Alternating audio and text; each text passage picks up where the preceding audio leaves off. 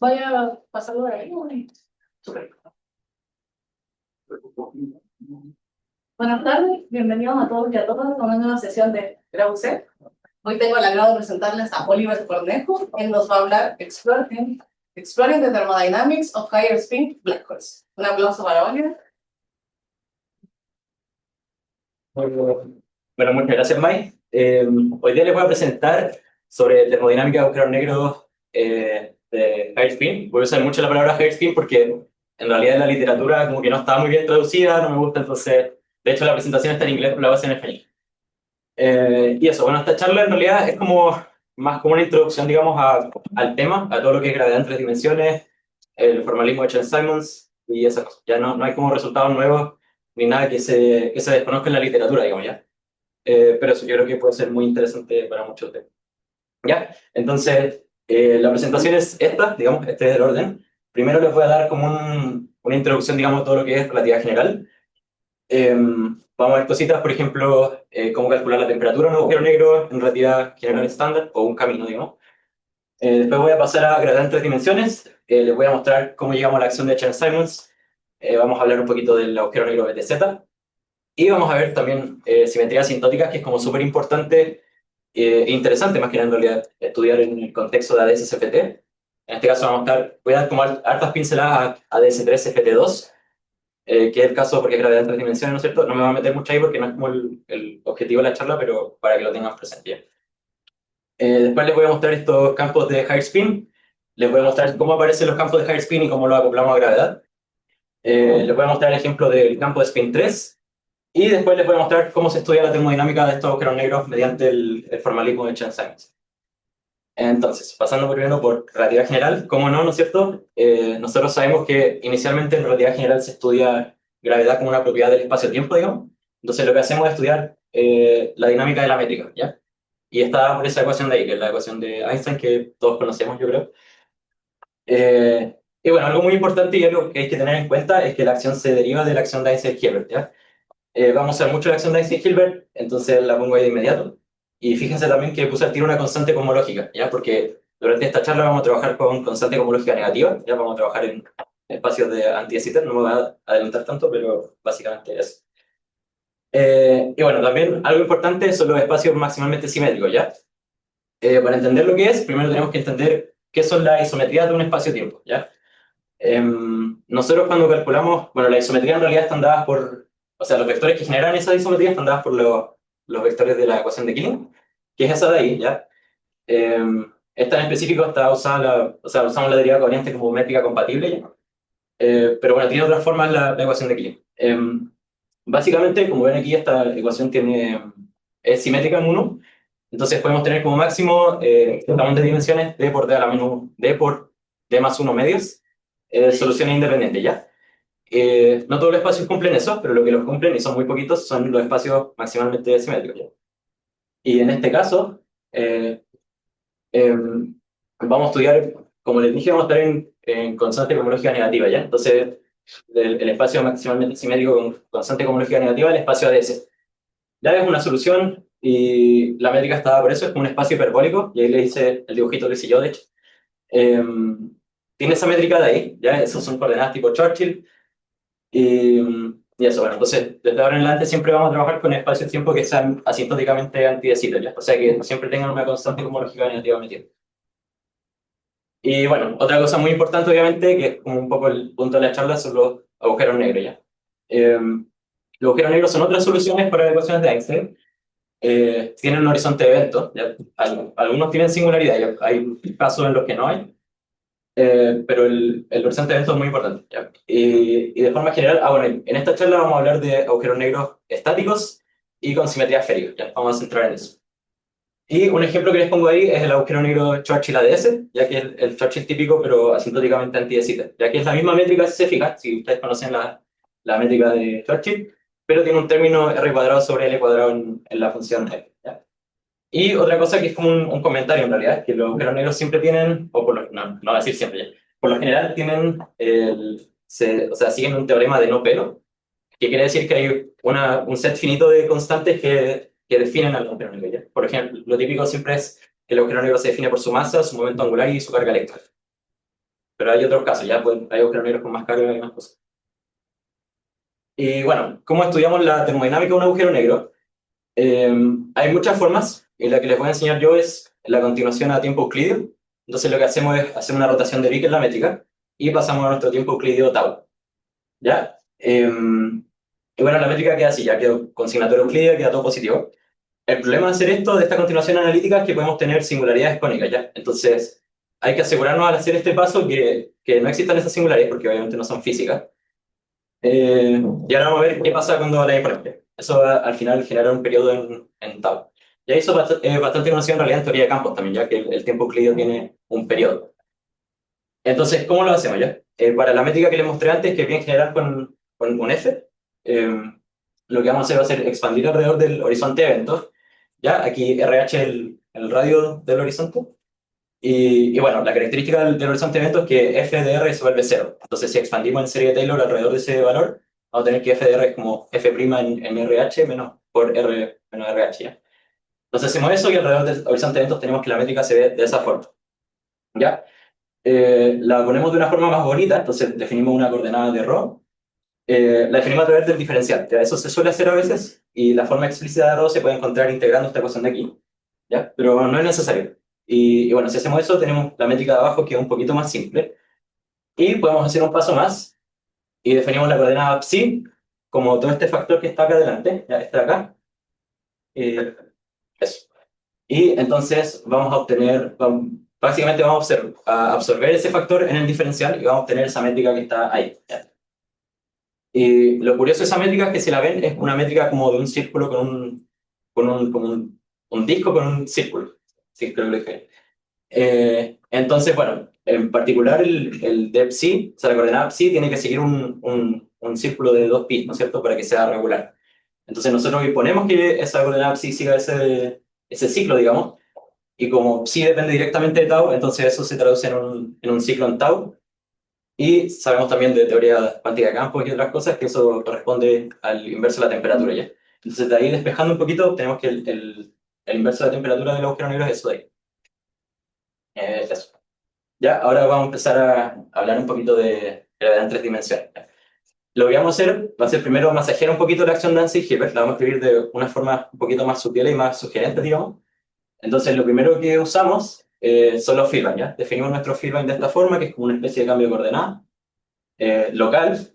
¿Ya? Estos field están definidos up to una transformación del grupo SO1,2. ¿Ya? Y eso se ve directamente de acá por cómo se define el grupo SO1,2, porque esta es lambda transpuesta por eta por lambda. Entonces, si sustituimos eso, vamos a tener directamente que podemos transformar nuestro feedback con un lambda, ¿no es cierto? Y bueno, aquí ya escondí los índices espaciotemporales, vamos a trabajar con formas, ya que es mucho más simple y más cómodo, se fijan acá, y eso. Entonces vamos a trabajar los feedback como si fueran una forma. Y bueno, como hicimos un cambio de coordenada, obviamente tenemos que darle un sentido a nuestra derivación, ¿ya? Una derivada covariante. Hacer este cambio de coordenadas implica definir una conexión, en este caso la conexión spin. La conexión spin tiene ese nombre porque tiene una aplicación que es cuando uno acopla fermiones de espacio curvo, uno la necesita para definir una derivada. ¿Ya? Entonces por eso se llama conexión spin. ¿Ya? Eso. Pero bueno, la derivada covariante se ve de esa forma, es lo usual, como con los Christoffel del tema. Y bueno, si calculamos el conmutador de dos derivadas covariantes, vamos a obtener el tensor de curvatura, en este caso una dos formas, que es este de acá. Eso, ¿ya? Entonces, usamos nuestro Filbine, nuestra curvatura, y reescribimos la acción de Einstein-Hilbert de esa forma. ¿Ya? Le puse la acción de Einstein-Hilbert primero de forma usual, ya con la métrica, y bueno, ahí les puse ya la constante cosmológica negativa de menos 1 sobre L cuadrado, donde L es el radio de ADS. Y si reemplazamos lo que ya les dije, lo de los Filbine, y usamos también formas diferenciales, encontramos lo de abajo. ¿Ya? Algo importante y quiero que noten acá es que aquí no hicimos ninguna identificación, nada. O sea, solamente hicimos como un cambio de variable dentro de la integral, digamos, no hubo como una magia detrás, ya la magia viene ahora. Y ahora lo que hacemos es definir la conexión spin o sea, definimos como una especie de dual de la conexión spin, que es esto de acá. Ya esto lo podemos hacer en 3 dimensiones, como algo exclusivo de 3 dimensiones. Y eso nos permite formar dos combinaciones lineales de la conexión spin y los Filbine, ¿ya? Entonces definimos unos campos de gauge, ¿ya? Estos dos de acá. como la suma y la resta de la conexión spin con los Hilbert. Y bueno, también lo escribimos como contrayendo con los generadores perdón, del grupo SO1,2, ¿ya? Del álgebra. Entonces, eso, ¿ya?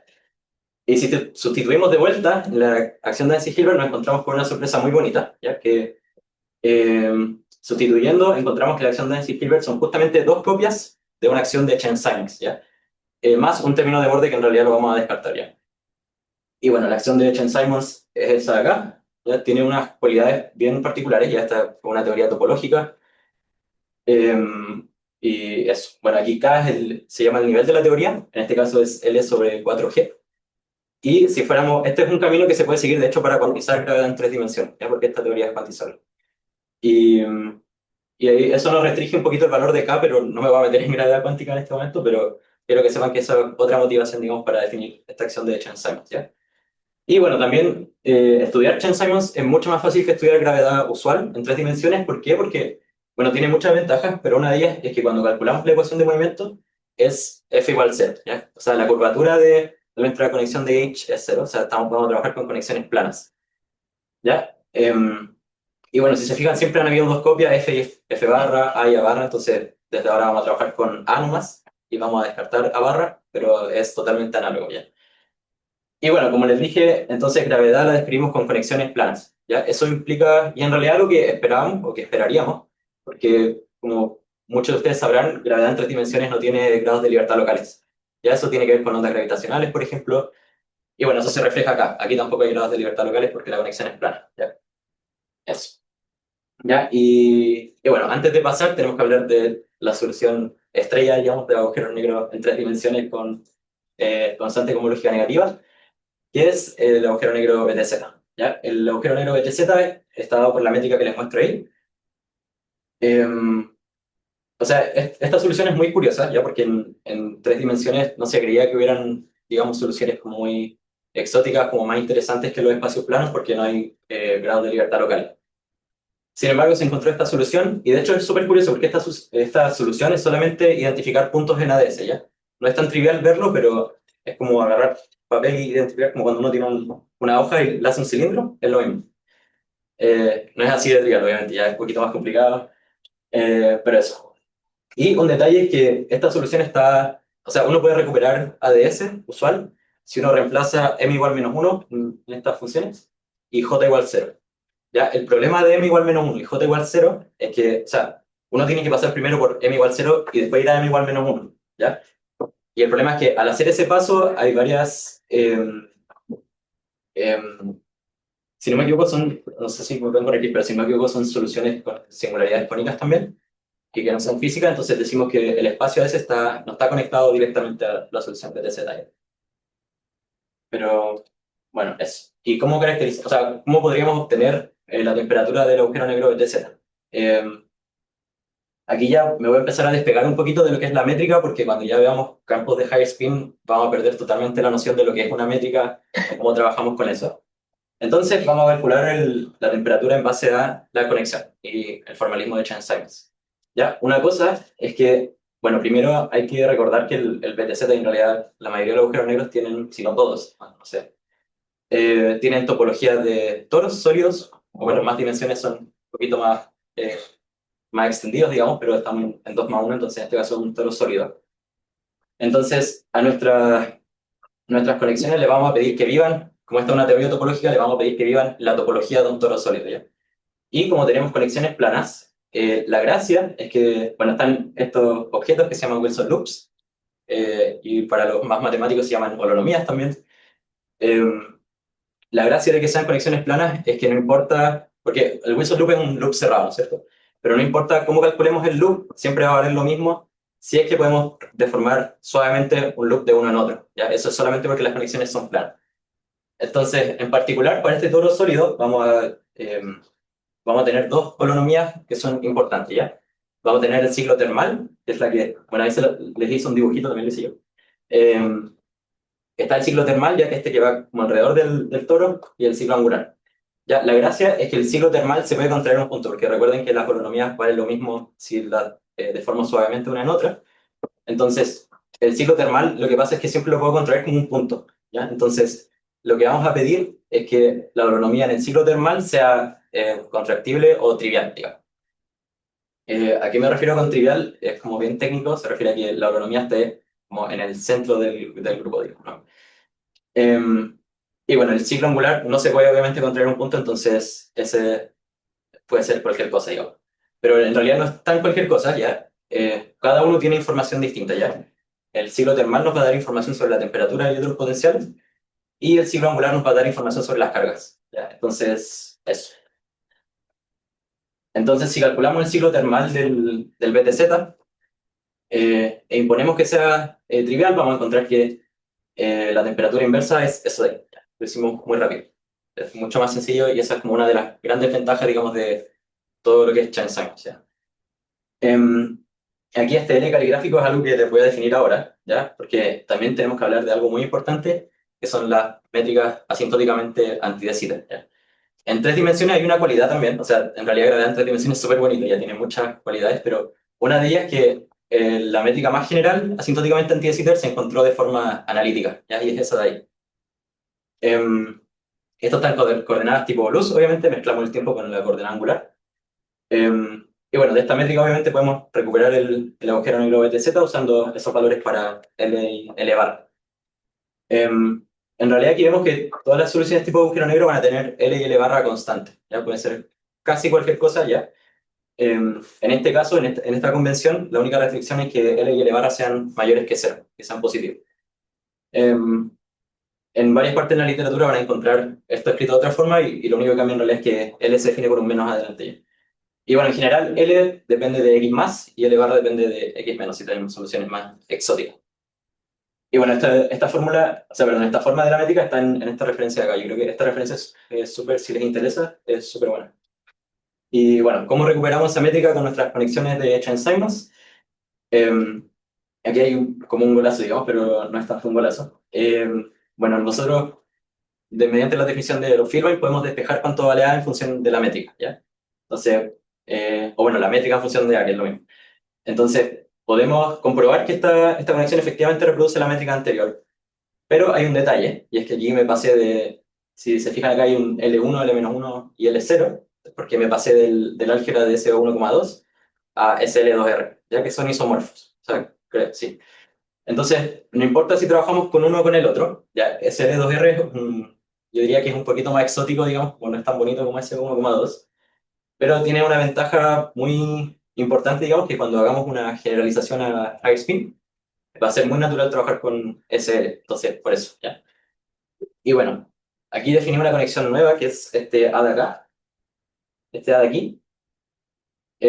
¿Por qué? Porque si se fijan, toda la o sea, toda la dependencia radial de nuestra conexión está en esta función B que definí yo, que es la exponencial de ρ por LC. Entonces, para lo que viene ahora, que es muy importante, porque podemos estudiar simetría asintótica, ¿ya? Estudiamos simetría asintótica deshaciéndonos de los B, da lo mismo en realidad. Em, Entonces, ¿cómo estudiamos simetría asintótica? Lo que hacemos es, vemos nuestra conexión A minúscula y vemos qué transformaciones de gauge dejan nuestra conexión, la forma al menos de la conexión invariante, ¿ya? Porque obviamente si hacemos una transformación de gauge, nuestro L caligráfico va a cambiar, por ejemplo, pero nuestra idea es que siga reproduciendo la métrica asintóticamente antidesita, ¿no es cierto? Entonces, decimos que nuestra conexión transforma con la derivada covariante de un parámetro, ¿ya? Parámetro de la transformación de gauge, y le vamos a pedir que tenga esta estructura de acá, ¿ya? Que el coeficiente delante del L1 no cambie y que el del L a la menos 1 tenga esa forma de ahí. Entonces, ¿cómo estudiamos esto? Lo que hacemos es expandir nuestro parámetro de gauge en la base de SL2R, ¿ya? Porque sabemos que lambda vive en SL2R, y hacemos matraca, ¿no? Básicamente. Ya calculamos la derivada covariante. Eh, Aquí la derivada covariante es la derivada exterior más el conmutador de A con lo que sea. Y si calculamos, vamos a encontrar esto de acá, ¿ya? Entonces, lo único que queda hacer es comparar con lo que le estamos pidiendo, digamos, nuestra derivada covariante, que es que mantenga esta forma de acá, ¿ya? Eso. Entonces, comparamos, hacemos un poquito de álgebra, definimos como epsilon 1 como nuestro epsilon, y vamos a tener que nuestra carga transforma de esta forma, ¿ya? Y aquí hay algo bonito, digamos, pero también esperable, digamos, no estamos como haciendo física nueva, Y es que el grupo de simetrías asintóticas tiene que ser el álgebra de Virasoro, ¿no es cierto? Em, Como precisamente también bueno, es sabido y además tiene mucho sentido en el contexto de ADS-CFT, ¿ya? Como vemos directamente el álgebra de Virasoro, lo que hacemos es expandir nuestro L en modos de Fourier. O sea, hay muchos caminos en realidad. El que más me gusta a mí es este. Hacemos un análisis de cargas conservadas, del cochete de Poisson, y encontramos esto de aquí. Ya, y esto yo creo que es familiar para algunos de ustedes. Es el álgebra de Virasoro con carga central. Y en realidad esta carga central es 6K en este caso. Eso. Bueno, y aquí este delta P más Q es P más Q con cero. Entonces, bueno, en realidad lo que esperamos, porque esas son las simetrías asintóticas de cualquier espacio asintóticamente antidecidente. Bueno, entonces ahora lo interesante, digamos, vamos a ver cómo acoplamos nuestros campos de high spin. Entonces lo que hacemos, como les dije yo, si usamos el grupo SL2R no es trivial, o sea, en realidad es bastante trivial, ¿ya?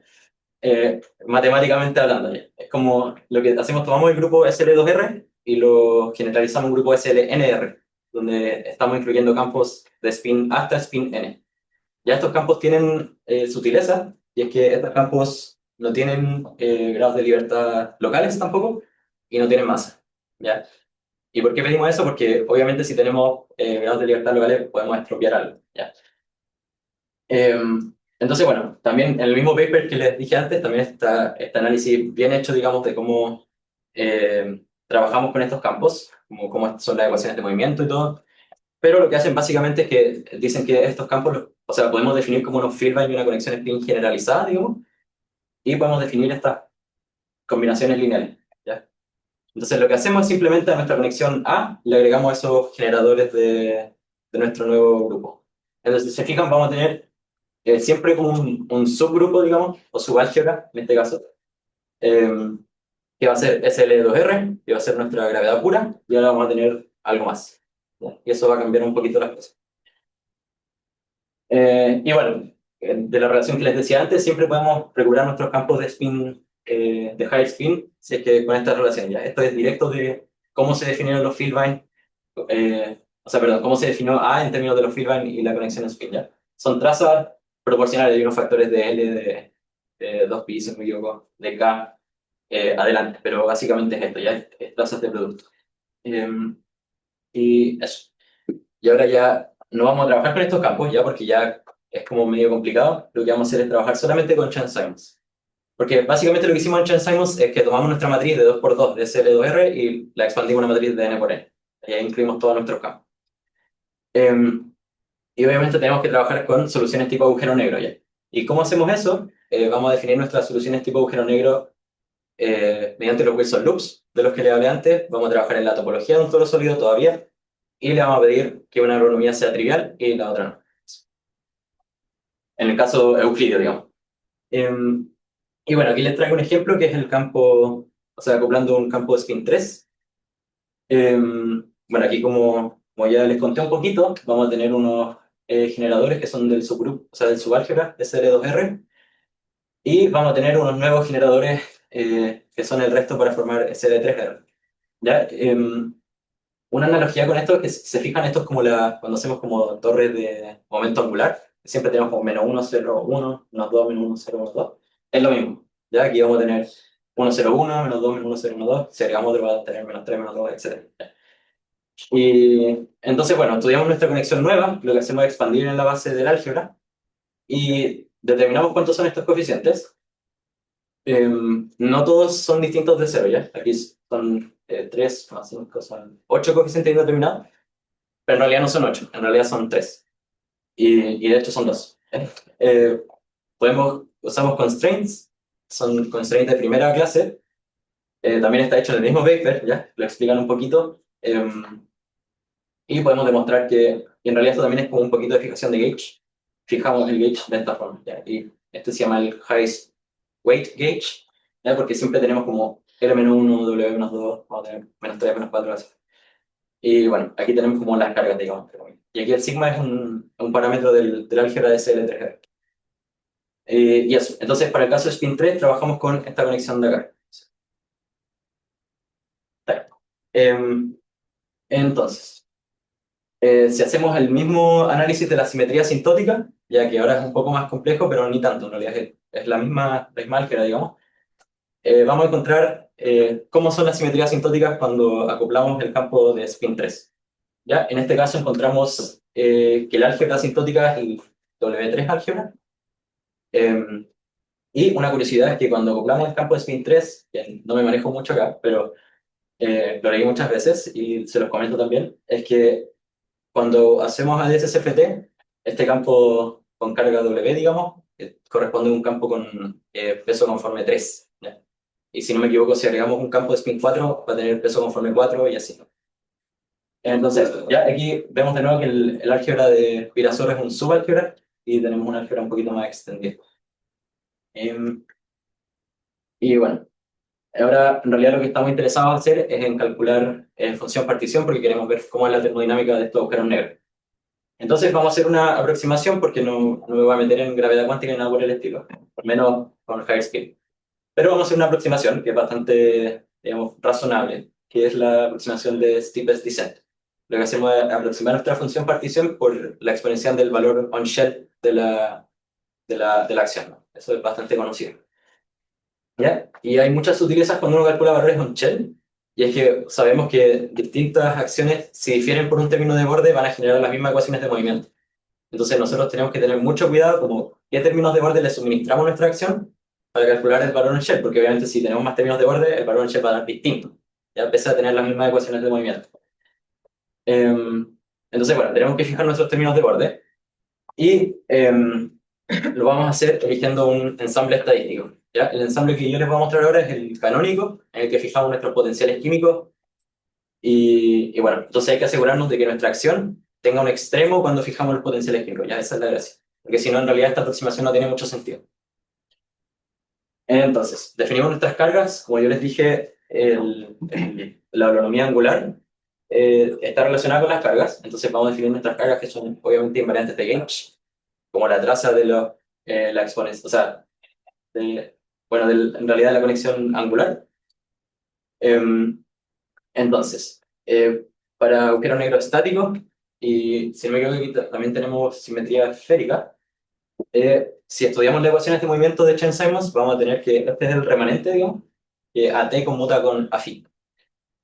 Y la solución más general la podemos encontrar usando el teorema de Cayley-Hamilton, que dice que cada matriz satisface su propio polinomio característico, ¿ya? Entonces, la matriz más general que podemos encontrar que satisface, o sea, que conmuta con AFI, es esta de acá, con coeficiente sigma sub n indeterminado, ¿ya? Y aquí resté un 1 sobre n por la traza porque A sub t vive en el álgebra de SLNR, entonces tiene que tener traza 0, solo por eso. Y bueno, entonces aquí tenemos estas constantes indeterminadas que vamos a decir que son los potenciales químicos, ya esto tampoco es al azar, sino porque también les dije que la holonomía termal tenía relación un poquito con los potenciales, entonces por eso lo llamamos así. Y bueno, entonces ahora tenemos nuestra solución a las ecuaciones de movimiento y vamos primero a ver si es que la acción sin otros términos de borde tiene sentido en realidad para evaluarla en shell y decir que esa es la función partición. Entonces lo que hacemos es agarramos nuestra solución y la chantamos, digamos, en la acción, o sea, sí en la acción. Y desde aquí, como ya les dije, vamos a ver soluciones que no tengan momento angular y aquí estas conexiones satisfacen esto de acá, ¿ya? Porque en realidad la acción que vamos a ver son las dos copias de Chern-Simons, no son solo una, digamos. Entonces, tenemos que ver A y A barra. Entonces, si tenemos agujeros negros que no rotan, es mucho más simple, ¿ya? Entonces, esta es la acción entera, las dos copias de Chern-Simons. Si evaluamos la solución on-shell, vamos a encontrar que tiene este valor de acá, ¿ya? Y este valor es súper bonito porque es como carga por potencial químico, pero sin embargo, es fácil ver que esta acción no satisface las relaciones canónicas, digamos, del ensamble canónico que queremos, o sea, el ensamble que queremos que es el ensamble canónico, ¿no? ¿Cómo podemos ver esto? Lo que hacemos es calculamos la variación de la acción, ¿ya? Calculamos la variación y calculamos cuánto vale la variación on-shell. Entonces, si nos fijamos acá, la variación de nuestra acción original va a ser proporcional a la variación de los potenciales químicos, y cuando lo fijemos a cero, esto va a ser cero, va a morir. Sin embargo, esto de acá no va a morir solamente fijando los potenciales químicos. Entonces, eso es un problema, porque nosotros queremos que esta acción tenga un extremo fijando los potenciales químicos para que sea un ensamble canónico. Sin embargo, aquí lo escribí de forma muy sugerente. Se fijan, esto es lo que queremos, más un término como de borde, por decirlo así. Entonces, ¿qué hacemos? Simplemente pasamos esto para el otro lado, restamos, y definimos nuestra nueva acción. Y uno, es restando, que se fijan, eso es precisamente lo que teníamos acá en el delta. Entonces, este es nuestro I1, y cuando variemos I1, obviamente vamos a tener las ecuaciones de movimiento más una variación proporcional a la variación de los potenciales químicos. ¿Ya? Y obviamente la ecuación de movimiento son cero. Entonces, aquí tenemos nuestra acción ya que queremos para nuestro ensamble canónico. Y también se suele hacer, lo que se suele hacer es rescalar nuestros potenciales químicos ya por un factor beta, tal que los potenciales químicos al cuadrado sumen 1. Y esto es para incluir la temperatura, digamos, de forma explícita, digamos, en el valor Shell de la acción. Entonces, cuando variemos la acción, si incluimos nuestro factor beta, va a tener esta forma acá. Ya que fijando beta y fijando mu, digamos, siendo 0, va a tener un extremo. Y nuestra aproximación de steepest descent va a tener sentido, porque en realidad lo que hacemos es como aproximar una la integral de la exponencial por el valor donde la exponencial tiene su máxima, digamos. Entonces, eso. Y bueno, entonces ahora que sabemos que nuestra aproximación tiene sentido, digamos, reemplazamos y podemos tener la energía libre, que es eso. Entonces, lo logramos. Y bueno, eso. Y un detalle más que les quería contar tiene que ver con cómo calculamos la entropía, ¿ya? Para calcular la entropía es bastante delicado, ¿ya? Bueno, lo primero que hacemos es ver una foliación temporal del espacio-tiempo, ¿ya? Separamos un poco de espacio, que es lo típico que se hace cuando uno pasa del lagrangiano a hamiltoniano, en cierto sentido. Entonces, cuando hacemos eso, directamente tenemos esto acá, ¿ya? Y hay que tener cuidado, porque el problema es que nuestra foliación temporal es no regular en el origen. ¿Ya? Entonces hay que crear un término de borde. ¿Por qué? Porque las hojas de la foliación temporal se van a juntar todas en el origen. Entonces, o sea, eso se ve un poquito mejor cuando vemos todo lo sólido, porque las hojas temporales son como así. Entonces, todas se van a juntar acá y hay que agregar un término de borde para tener en cuenta eso. ¿Ya? Y un truco que usan en un paper, porque hay como una matraca bastante delicada, con bastante detalle, bastante larga, que se hace para obtener este término de borde, precisamente. Pero hay un truco, que es que hacemos otra foliación de la misma acción, pero angular. ¿Ya? Y la gracia de esta foliación es que es regular en todas partes. ¿Por qué? Porque las hojas son como así. Entonces nunca se van a juntar todas en un punto. Entonces aquí no tenemos que agregar un término de borde. Y la gracia es que y el truco en realidad es que estas dos foliaciones vienen de la misma acción. Entonces las podemos igualar, al menos en Shell, no estoy seguro si en todo, pero en Shell las igualamos y obtenemos que el término de borde es este de acá, ¿ya? Y podemos obtener que la entropía es todo acá. Ya el término de borde se suele asociar con la entropía porque en realidad no lo tengo tan claro, pero si no me equivoco es porque cuando uno varía esta acción en un ensamble, y fijo un ensamble, o sea, cuando uno fija un ensamble puede asociar el término de borde con la entropía. Entonces lo que hacemos es variar esta acción y nos va a quedar como eh, potencial por variación de carga, que es el ensamble microcanónico en este caso, y entonces vamos a tener siempre potencial por carga, y vamos a tener un término remanente que no es ninguna de las dos, y eso lo identificamos como la entropía. Y resulta ser eso de ahí. Y bueno, ya terminando, esta fue como una introducción nomás, para que le haya quedado como algo, si le interesa el tema, como que haya sido como una pincelada, digamos, porque sé que son hartas cosas. Y muchos cálculos que no los quise poner, pero les puse los principales resultados. Y, y bueno, obtuvimos la forma explícita de la energía libre, y ahí eso nos permite hacer varias cosas. ¿Ya? Y una de las cosas que hacen, y en realidad es porque este fue el tema de mi práctica de licenciatura, y estaba como inspirado un poquito en este paper de acá, ¿ya? En el que toman el agujero negro de SL4R y mediante como la forma de la energía libre lo que hacen es estudiar transiciones de fase del agujero negro. Entonces eso es algo que se puede hacer con la, o sea, con la energía libre se puede hacer todo en realidad, pero hacen eso. Y ahí esos son ya como cálculos numéricos. Y, y eso, bueno, aquí muestran, por ejemplo, un diagrama de fase potencial-potencial, y aquí carga potencial, que este sería como el típico que uno ve en termodinámica, digamos. Hay uno muy parecido. Y eso, muchas gracias.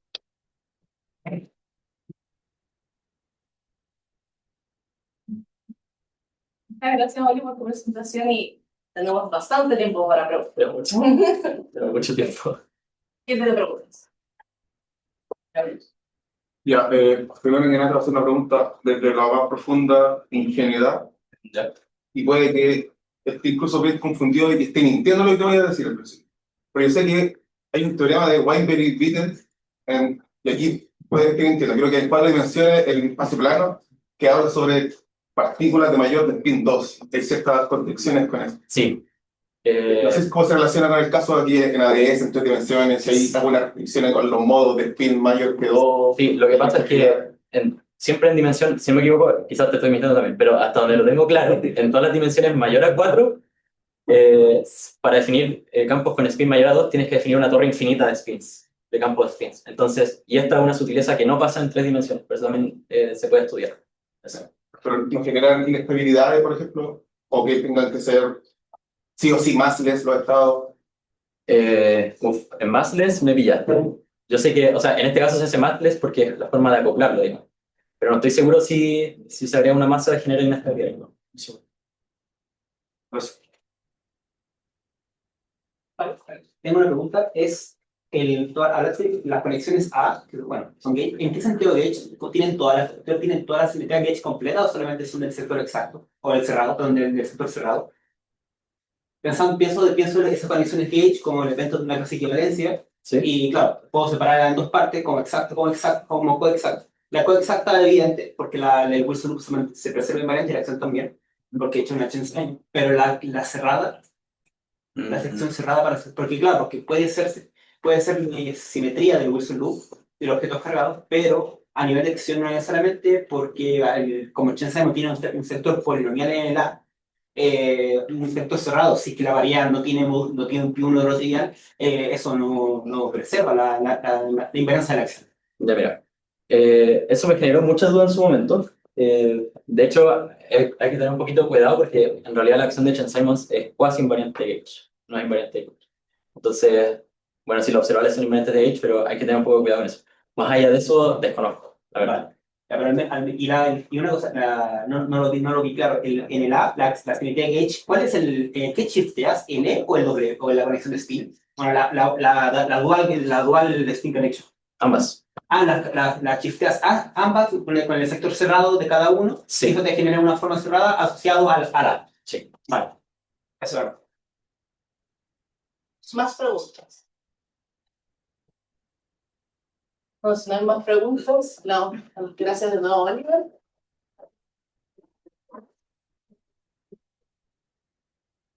Lo que sí creo que el copy está atrasado a su chat. Conversador. La pregunta del chat. Ah, no sé si preguntas usted.